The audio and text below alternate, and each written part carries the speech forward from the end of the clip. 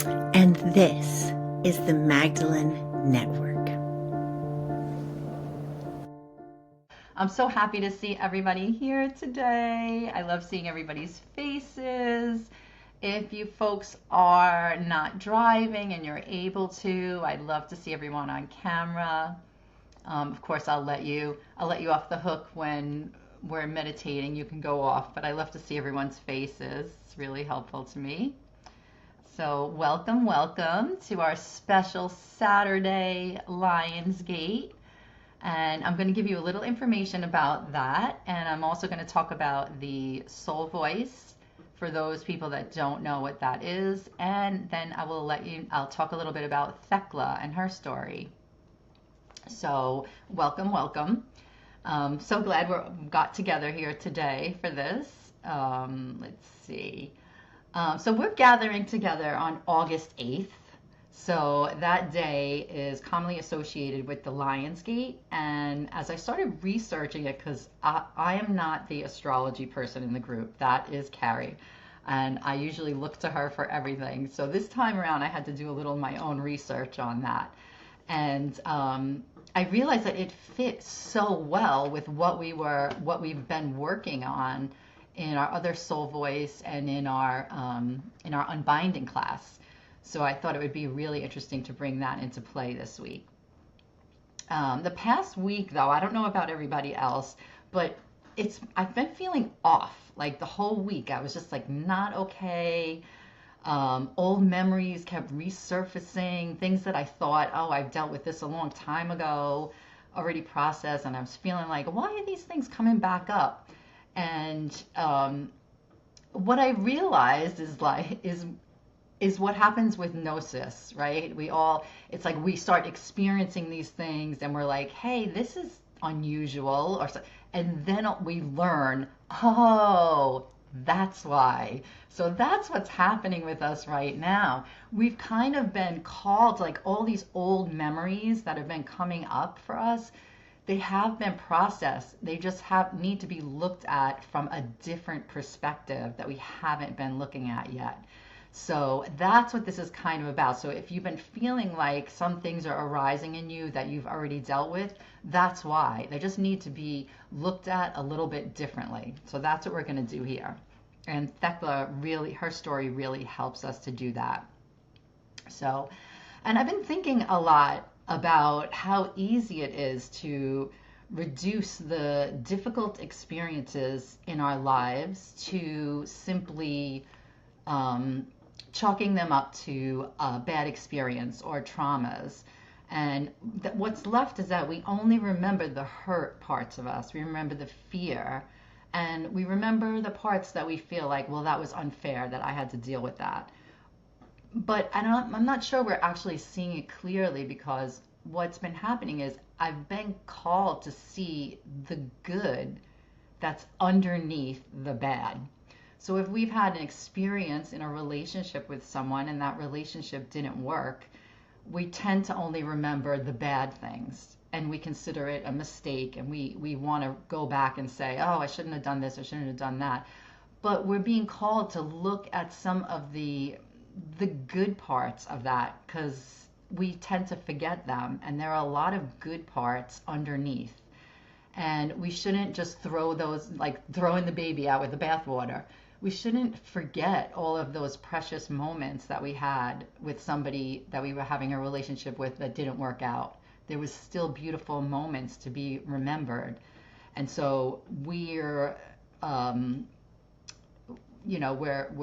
throwing those memories out, and I think we're being called to bring those back to us and look at them for what they are and accept them. So I've really been feeling that a little bit lately, and I've been feeling it in multiple places in my life. So I'm thinking we're really being called to have a better understanding of the relationships that we have dealt with. There are silver linings, and everything that we have gone through, there is probably a lesson to be learned within that. So if we just want to throw the whole thing out and say, we don't want to think about it anymore, we're actually missing the point. There's probably a lesson underneath there and if it keeps coming up for you, it's probably because you need to figure out what that lesson is. So I'm going to refer back to my notes, and I'm probably going to repeat everything I just said. Okay, so someone who may have hurt us deeply, they still probably loved us. So a relationship that may have become unhealthy, it still contained many beautiful years. Or a childhood that contained real pain also had moments of tenderness, safety, laughter, and love. Remembering the good, it doesn't cancel the harm, but it does give us the whole story back. And when we can hold the whole story, we may no longer need the past to become different before we move forward, because we're seeing the good and the bad in it. And we can keep what we've learned. And we can understand another person's wounds without making those wounds our responsibility. And having compassion without abandoning our boundaries, that to me, that's the integration. That's integration is what we've been working through. And I think we're being asked to do more of that now, to remain fully human with our memories, our fear, our ego, our desire, our hurt, all of it, while allowing the love and deeper wisdom of the soul to lead more often. I know a lot of us are getting to that point. We're learning to let the soul lead, but can we hold all of it? Can we hold all of those feelings? So that's what we're exploring here. So for those of you who don't know, the Soul Voice is something we do every month. We do it on the second Wednesday.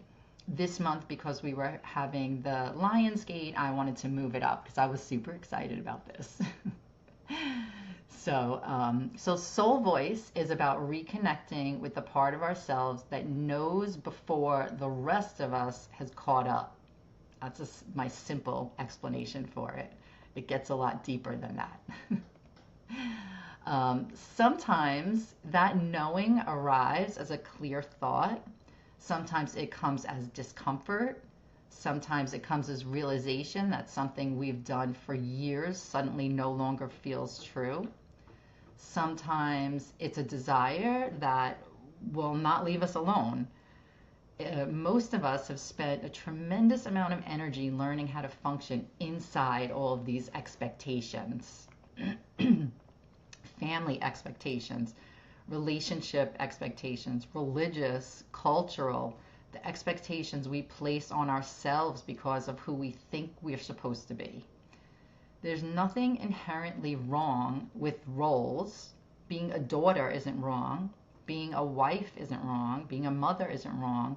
Being responsible, caring, spiritual, strong, emotional, successful, those aren't wrong. The question is whether those identities are expressions of who we are or whether we have disappeared inside of them. So the Soul Voice asks us to notice what the difference is. Where am I choosing? Where am I performing? Where am I living from a place of fear instead of a place of love? And where has something inside of me already awakened that I have not yet allowed myself to fully follow? And that's where Thecla's story becomes really interesting. So I'm going to tell you a little bit about the Lionsgate. For those of you who don't know a lot about astrology, like me, who had to look it up, I put this into a little bit more simple terms because all of the astrological things confuse the hell out of me. So I have to make it a little more simple. So every year at this time, the sun is moving through Leo. And Leo is symbolized by the lion and is traditionally associated with the heart, courage, creativity, visibility, self-expression, leadership, and the willingness to fully inhabit your life. There's also Sirius, the brightest star in our night sky, which is enormous seasonal importance in ancient Egypt because its appearance was connected with the Nile flood and the beginning of a new cycle, which sounds incredibly like what we're talking about in our unbinding class. And then we have the August 8th itself. So in numerology, 8 is often associated with power, abundance, authority, manifestation, and bringing an inner vision into physical reality. So modern spiritual traditions have woven these ideas together into what's now called the Lion's Gate. So when people use the 8-8 for manifestation, they're creating a symbolic moment to become very intentional about where they're directing themselves. What am I ready to claim? What am I ready to create? Where am I ready to become more visible? Where am I ready to stop giving away my authority? And what do I actually want? Because I feel like a lot of times we don't know how to answer those questions. And what happens when I stop scattering my energy across all the versions of myself and what everyone expects me to be? I can't be everything to everyone and still give myself the energy that's needed. So how do we stop doing that? So there's also the new moon and solar eclipse in Leo, and that's just a few days after this. So symbolically, we're in an interesting place between reflection and beginning. I think that's one foot in old life and one foot in a new life. And how are we balancing this? So we have to be both looking forward and looking backward at the same time. So this is why I love the image of the gate. We're standing between these versions of ourselves. So let's talk about Thekla. So Thekla is one of the in the New Testament. I don't know if any of you folks have seen. I'm reading it from the New Testament, and it's from the Acts of Paul and Thekla. It's pretty short, about 4 pages. It's a really great story that was completely missed in the canonical Gospels and the New Testament. So if you get a chance to read it, it's really beautiful. I love the words that are used. So when I first thought about using Thecla for the Lion's Gate, it was because of the lioness in her story, obviously. But when I went back and I reread the text, actually like 4 times, and only this morning, I have to tell you, I rewrote this whole thing because I had one of those moments where I was just like, everything just fit perfectly and it made so much sense to me. So bear with me because I haven't even proofread what I was working on, but I just had this feeling and I was like, this is the way it's going. So the first revelation, it happens at the window. Thecla is a young woman whose future has already been decided. She's engaged to a man named Thamaris, I believe. Her mother expects her to marry. Her family understands what a respectable young woman's life should look like. And then Paul is there. He's outside and he's teaching. He's preaching to people. And he overhears through her window. And she sits at the window for days listening to Paul talking to people and his teaching. And her mother panics because her mother says, I don't know what's happening to my daughter, but she hasn't eaten, she hasn't drank, she won't come away from the window. All she does is listen to Paul, and she doesn't even want to see her fiance. I don't know what's going on with her. The fiance is distressed because she's not willing to see him, and he's like, she's not acting like a future wife is supposed to act. And everybody around her can see something's changed. But what was fascinating me was that when I was listening to this, I had a forehead slap. Thecla is beginning to awaken. She's hearing what Paul is saying, and Paul is saying, you don't have to be this. Nobody owns you. You don't have to be a wife. You don't have to be this daughter. You don't have to, marry somebody because you were told that you have to.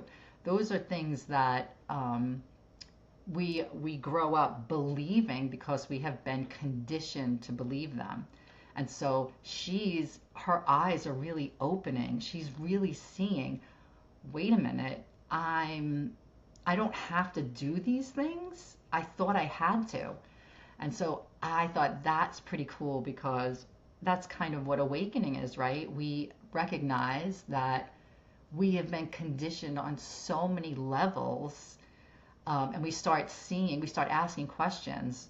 We start saying, well, who made this rule up? Why do I have to follow this? Why do I have to follow these things?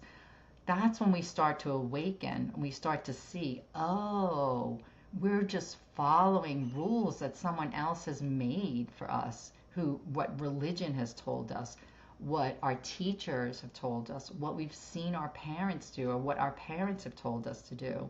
So she's going through that. And that was just kind of, I just recognized that this morning. So, so she recognizes that the life everyone has chosen for her is no longer the only possibility she can see. Something else has opened up. So imagine being a young woman in a world where your body, marriage, family role, future were largely determined for you, and suddenly hearing that your spiritual life belonged to you, that your worth was not dependent upon becoming someone's wife, that there was another way to live. For Thekla, that appears to have broken something open. And I think many of us know that feeling. You hear something, you read something, you have an experience, and suddenly you see a belief you carried for your whole life for what it is. Just that, a belief. Not necessarily the truth. Maybe you believed being a good woman meant keeping everyone in your family happy. Maybe you believed marriage had to look a certain way. Maybe you believed success only meant one thing. Maybe you grew up in a family where you had to be a lawyer or a doctor, or you were, considered unsuccessful.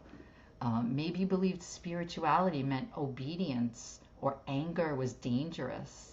Maybe you believed wanting more for yourself meant you were ungrateful for what you already had.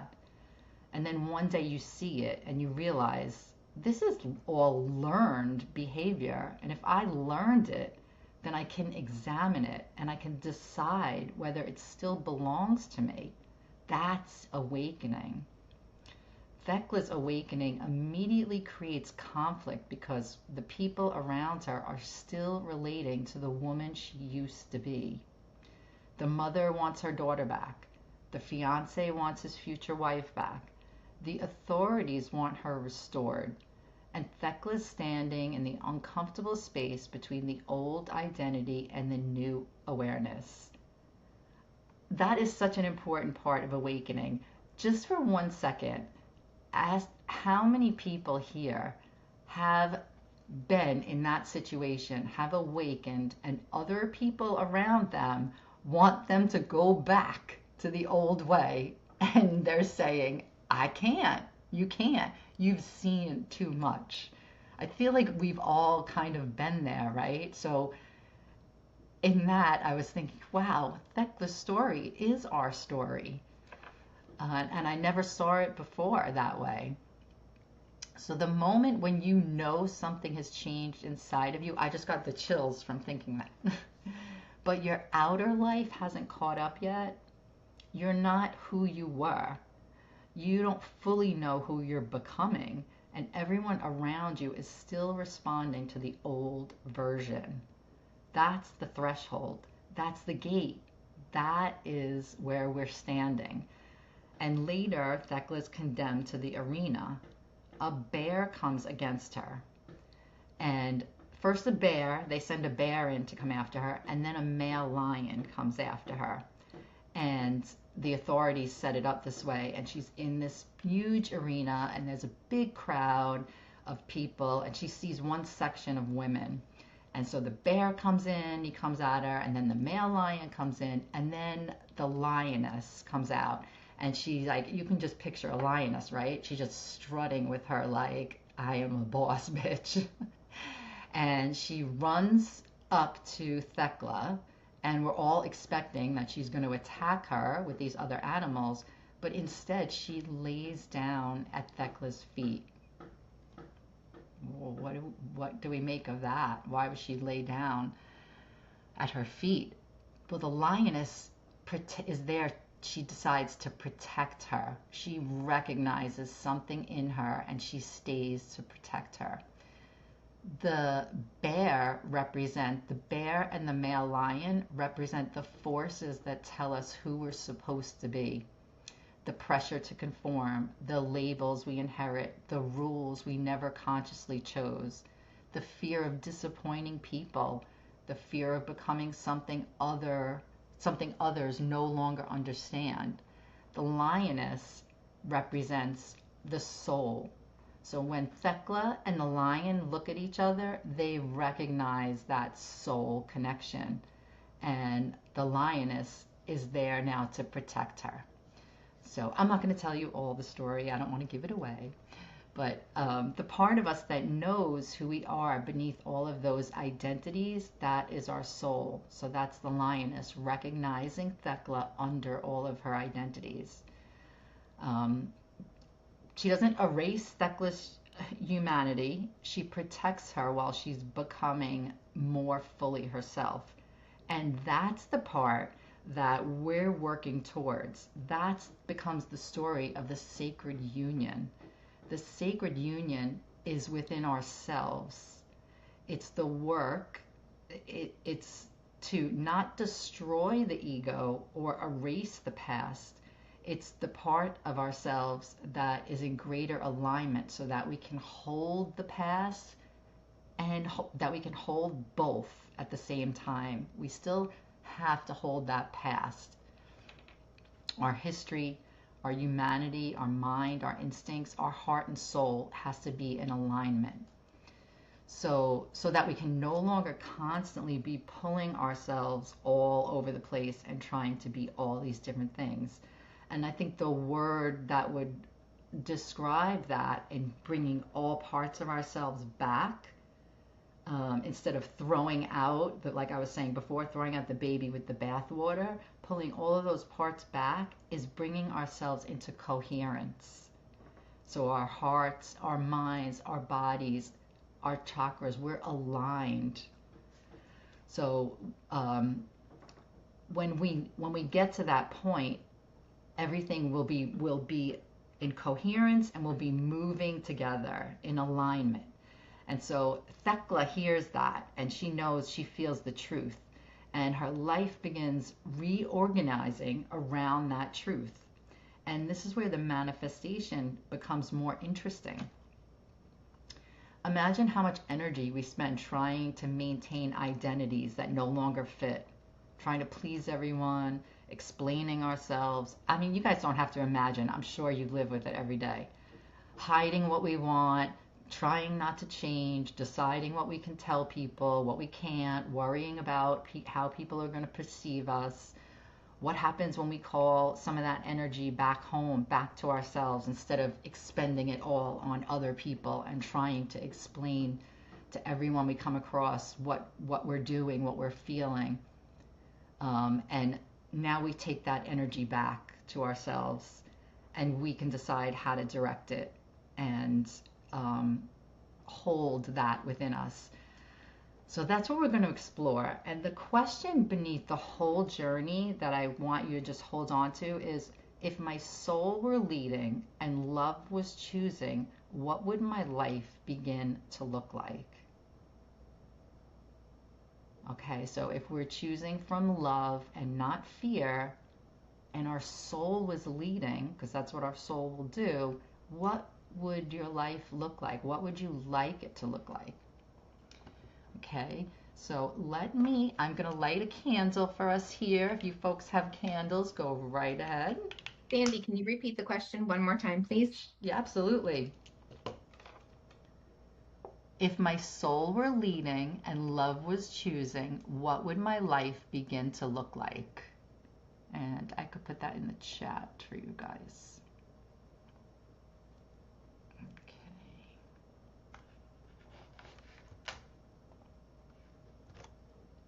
There you go. So here's our opening prayer. So place both hands over your heart. Beloved Mary Magdalene, woman who recognized truth and carried it, stand with us today. Help us reorganize the truth within ourselves. Help us hear what has been waiting beneath our conditioning. Help us trust what has awakened. Mother Mary, help us hold what is being born within us with patience and love. All the Marys and all the women whose names were remembered, changed, forgotten, or erased, stand with us. Beloved Thekla, help us reorganize the moment when awakening asks us to become more honest. Help us realize identities we inherited without rejecting the people who gave them to us. Help us trust the soul that knows us beneath every label. We thank all the ancestors who came before us and continue to support our journey. We honor the indigenous peoples of the lands upon which each of us gathers, their ancestors, their living descendants, and their sacred relationship with these lands and waters. We welcome our benevolent guides, teachers, and protectors who serve the highest good, and we honor Holy Sophia, divine wisdom. Remind us of the intelligence within our bodies. Remind us of the divine lineage we carry. Remind us that becoming whole does not require us to abandon our identity. May our minds become clearer. May our hearts become stronger. May fear soften enough for love to lead. May our inner lives and outer choices come into greater agreement. May we walk through the gate as more fully ourselves. So I'm going to have everyone relax. You can shut your cameras if you want. We're going to do a little breathing, and then we're going to go right into a guided meditation. I'm going to play a little music in the back for us. Let me find that. Bear with me for just a second.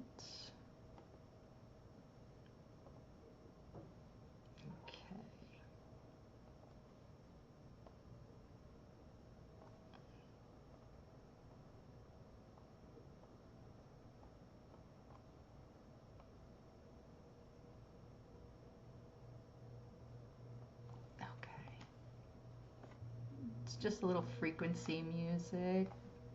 Okay, so you're going to close your eyes. Feel your feet on the floor. Press them down gently. Taking a breath in and release it with sound through your mouth. One more time, deep breath in and release.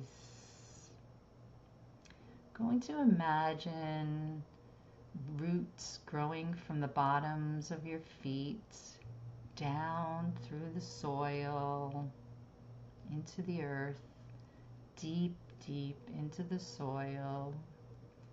Growing down and reaching the crystalline core of Mother Earth.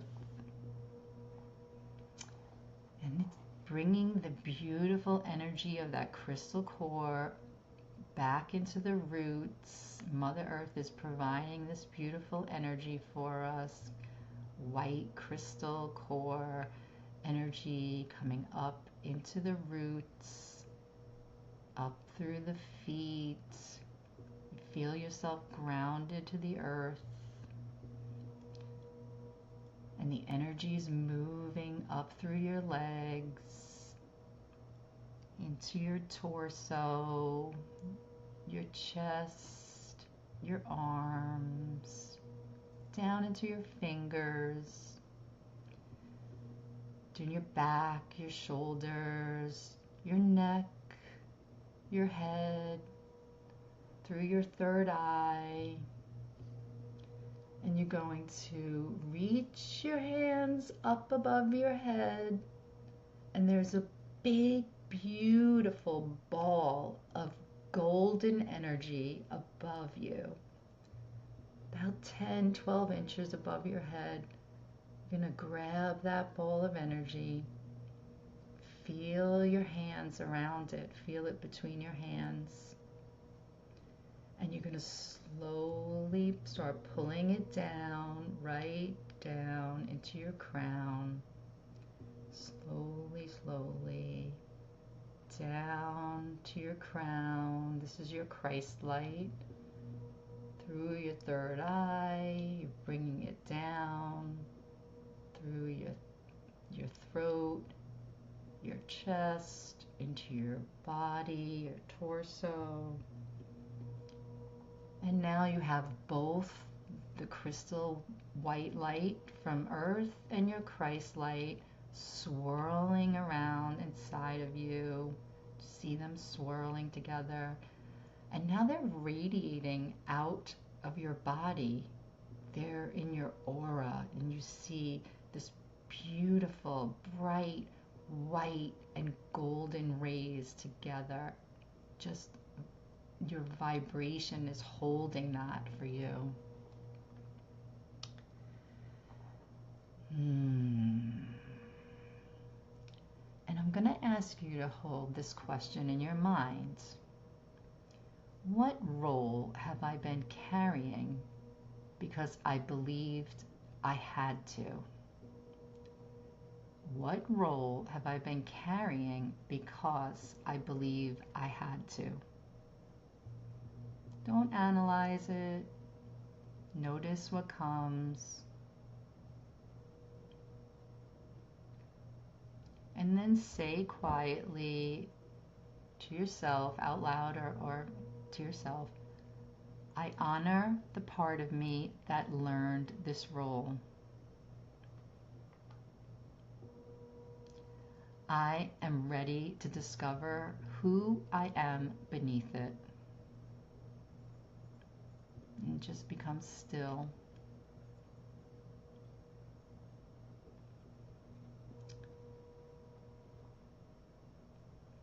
I'm just going to take in a big, deep breath now. Very deep in through the nose and out through the mouth slowly. And really relaxing into that space. I'm going to imagine yourself sitting beside a window. You're in Thecla's place, picturing the window she would have been sitting beside. What's around the room? Imagine the people outside her window. And imagine you can hear them speaking, and something in the words reach you. Something wakes you up. For the first time, you begin to question a life you had simply accepted. The future had already been planned, the roles already named. And now, you hear another voice. Quieter, deeper, maybe your own, maybe someone else's, and you begin to realize you've been following a script. And beneath that script is someone you haven't fully met yet. Take another breath. The scene changes. You're walking into an arena, feeling the ground beneath your feet, hearing the crowd. The crowd carries every expectation you ever absorbed about who you were supposed to be. Some came from people who loved you. Some came from fear. Some came from family, religion, culture, traditions. Some became your own voice after you heard them often enough. Just stay where you are. Be good. Don't disappoint us. Don't become too much. Don't change. Don't become someone we no longer recognize. Let yourself hear them, the voices. You don't need to fight them. You don't need to hate the people who gave them to you. You're simply recognizing that they are not the whole truth of who you are. And the gate begins to open. And the bear enters. For today, the bear carries the weight of expectation, the pressure to conform, the pressure to remain familiar. And now the other gate opens, and the male lion enters. He carries external authority, the belief that someone outside you knows who you should be, the belief that approval determines belonging. Feel those forces around you.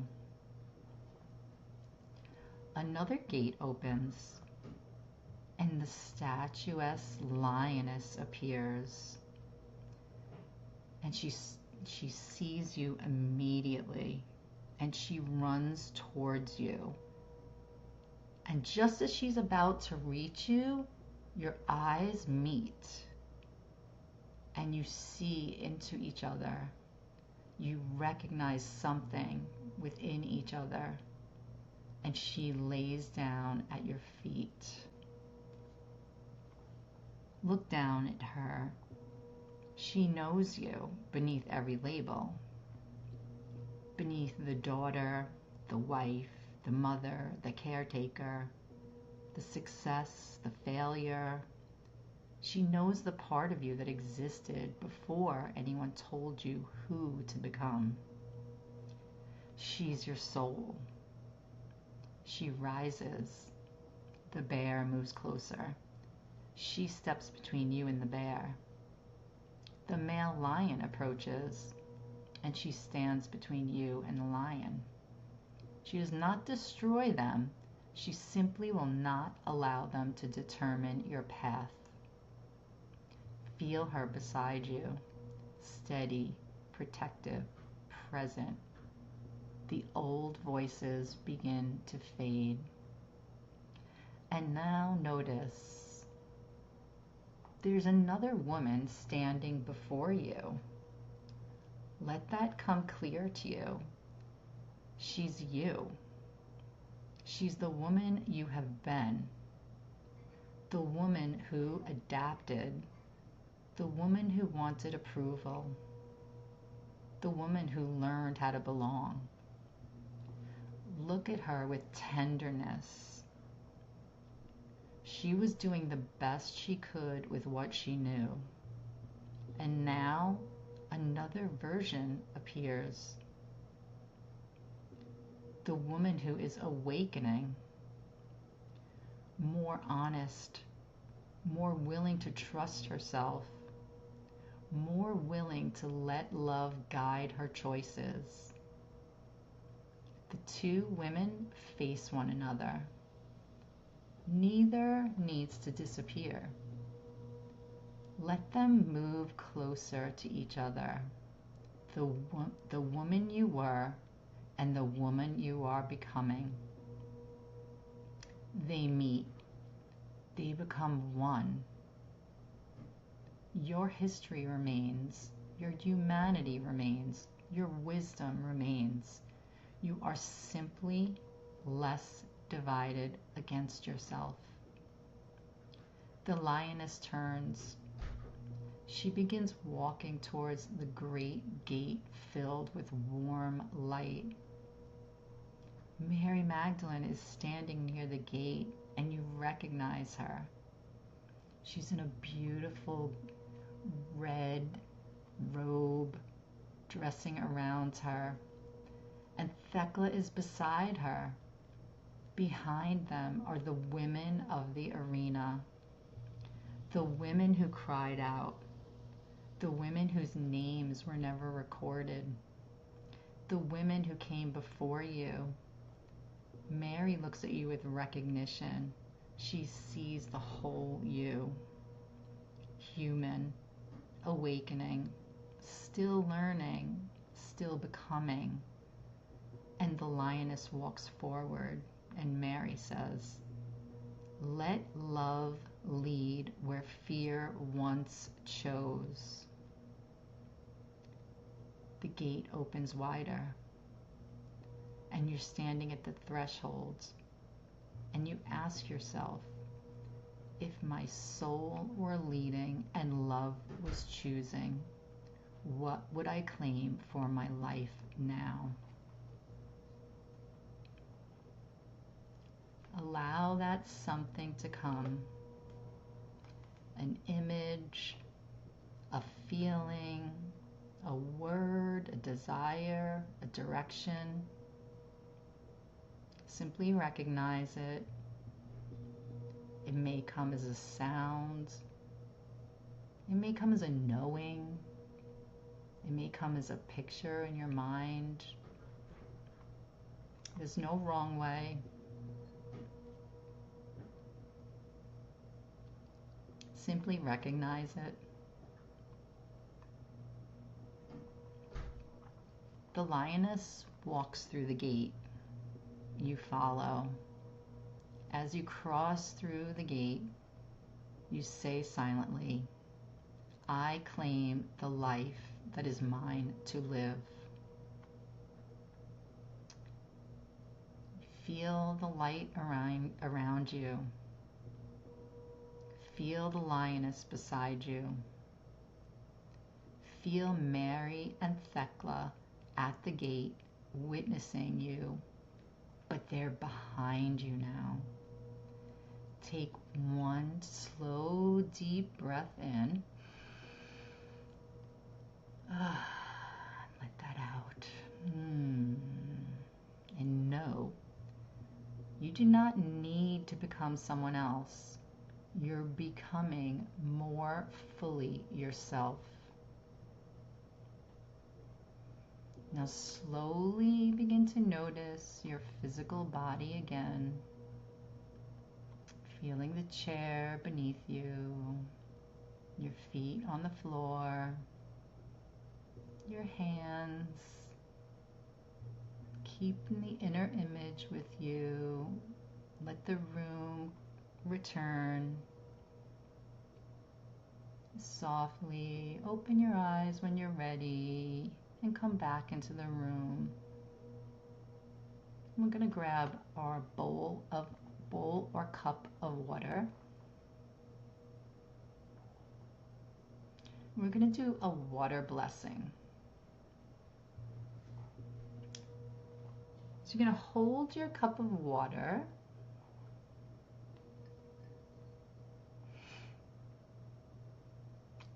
In the story, Thecla baptizes herself. So that's what we're going to do. So we're going to say, now it's time for me to wash. Those are the words that she used. Today, this water represents your own conscious choosing. Place your fingers, or just touch your finger in the water. Feel the temperature, feel your skin meet the water, stay connected to it, and silently repeat after me. I welcome all that I have been. I keep the wisdom of what I have lived. I release the beliefs that no longer define me. I welcome who I am becoming. I allow my soul to lead. Then slowly lift your hands with the water and touch it to your forehead, the third eye. May wisdom guide what I see. And touch it to your throat. May truth guide what I speak. And now to your heart. May love guide what I choose.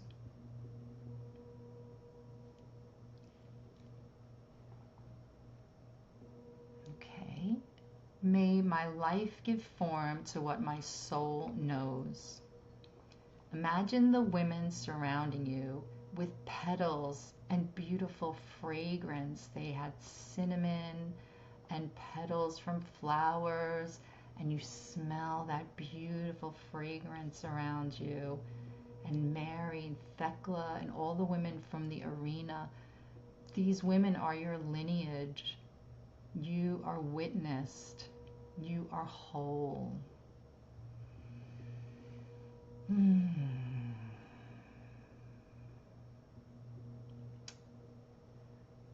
If you have a journal handy, we're going to do a little journaling. This is for you to write down anything that you have experienced, and so you can refer back to it.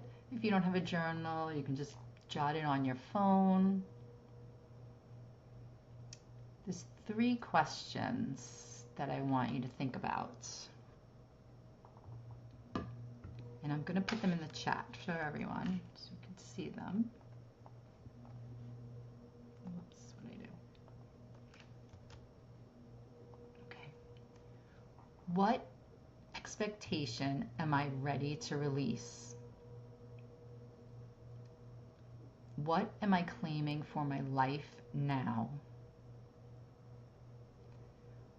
And what one action would place me in alignment with that claim? I'll read them again for you folks, but they're also in the chat. What expectation am I ready to release? What am I claiming for my life now? What one action would place me in alignment with that claim?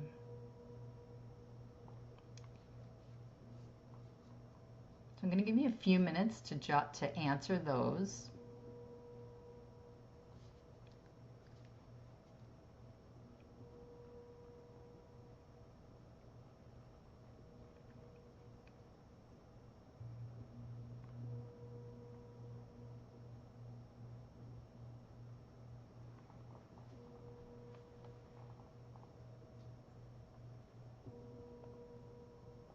I'm going to shut the music.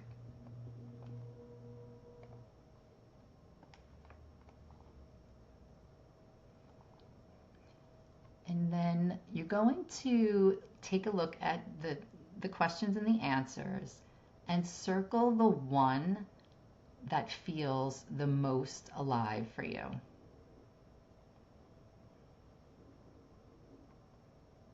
Keep that one. That's the one we're focusing on right now. We need more time. I only write like 4 words on the first question. You got away. Okay, no problem.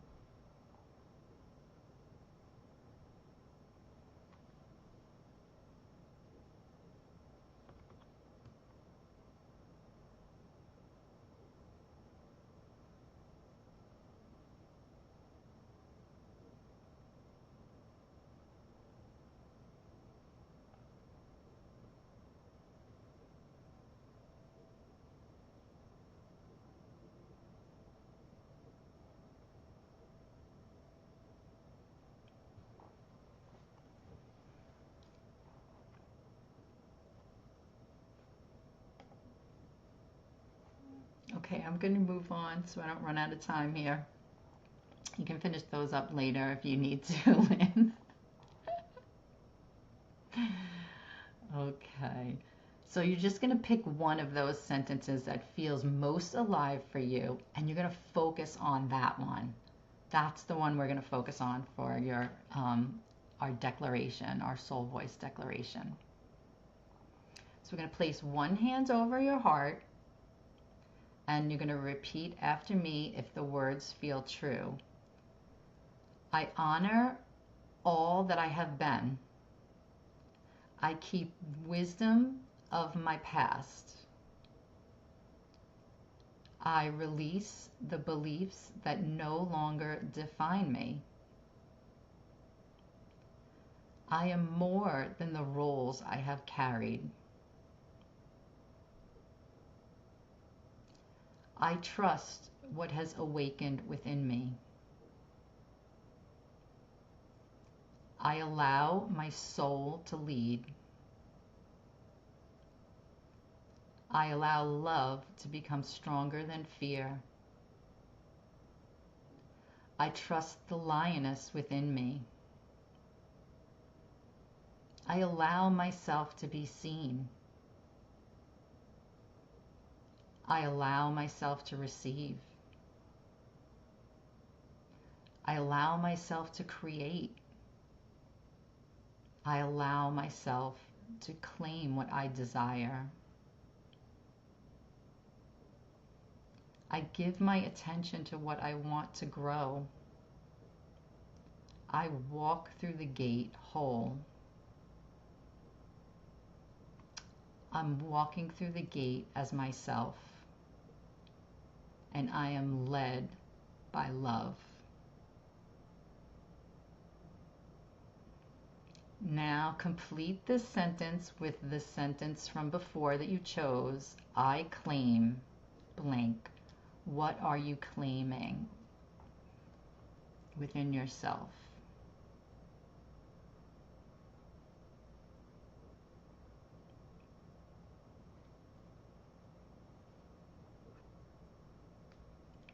And then you're going to lift your water and you're going to speak one word into it for what you're carrying forward, what you are claiming: love, freedom, truth, courage, abundance, creativity, whatever is yours. And then we're going to repeat. May this water remind me of what I chose tonight, today. May I keep the wisdom. May I release the conditioning. May my humanity remain tender. May my soul remain clear. May my love guide my choices. Beloved Thekla, remind us to live what has awakened. Mary Magdalene, witness us as we carry truth into our lives. Holy Sophia, guide us towards wisdom and wholeness. Take a sip from your water.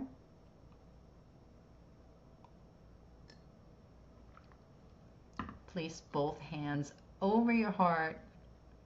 The gate is officially opened. Live what you have remembered. And after that, if you want, we can open the question of what are you carrying through the gate?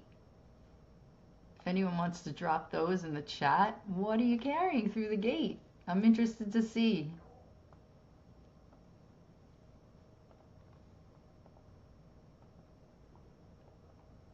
Sovereignty, yes. Creativity, authentic joy, self-love, confidence, authenticity. I love it. I'm carrying the idea of bonus family and bonus sisters. Yeah, clarity, sovereign authenticity. Yes, I love it. I really do believe that we are being called to be authentic, but we have to dig first to find out what our authenticity means to us, because so many of us don't even really know. We have to find that part of ourselves again. And I think we're doing it. We're working on it. We're taking the steps. And I know that when I see all these beautiful women in my community, I know that you're all taking the right steps forward. And I can see it in your answers, and I can see it. Everyone's beaming and smiling and feeling this. So I want to thank you so much for being here today. Take this with you through the rest of the day. finish your journal, look back at what you wrote, remember all of the things that you've been feeling over the past few days, and try to take from it what you need to leave behind and what you need to remember, and try to walk through that gate with what you need to remember and where you're going. So I feel so blessed to have all of you here. Don't forget to blow out your candles and burn the house down like I would do. Thank you so much. Enjoy the rest of your Saturdays. Thank you for coming, folks. Mwah, mwah, mwah, mwah. That was incredible. Thank you so much. Oh, you're so welcome. Thank you, Sandy. I needed it so bad. Yeah, perfect timing. Yes. Enjoy. Amazing. Thank you, Sandy. Oh, mwah. Thank you, Sandy. You're beautiful. Oh, thank you.